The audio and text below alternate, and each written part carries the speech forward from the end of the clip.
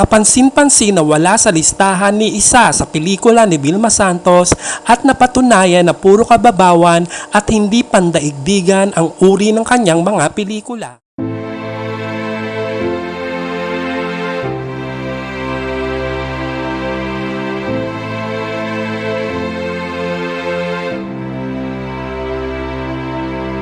Isang kahanga-hanga na namang tagumpay para sa superstar at national artist na si Nora Aunor ang mapasama ang kanyang dalawang pelikula sa pinakamauhusay sa buong mundo. Napag-alaman ito sa Facebook page ng Society of Filipino Film Reviewers kung saan ang 6 na miyembro nito ay naging bahagi ng botohan. Ito ay mula sa mga pagboto ng 273 film critics at 566 cinephiles na mula sa iba't ibang panig ng mundo, kung saan ipinadala nila ang kanilang balota sa They Shoot Pictures Don't Days Beyond the Sight and South Canon Poll at nagresulta ng A-list na 1,030 films mula sa taong 1911 hanggang 2022.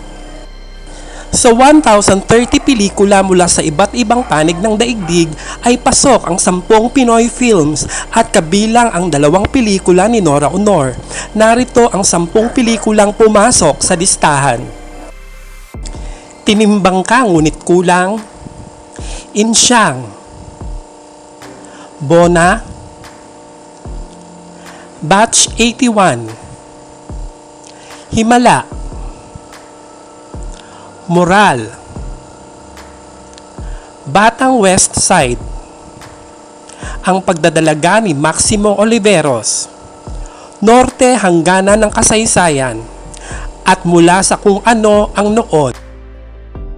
Kapansin-pansin na wala sa listahan ni isa sa pelikula ni Vilma Santos at napatunayan na puro kababawan at hindi pandaigdigan ang uri ng kanyang mga pelikula. Congratulations once again for this achievement, Ate Guy. Iyan ang tatak superstar, tatak national artist, tatak Nora Aunor.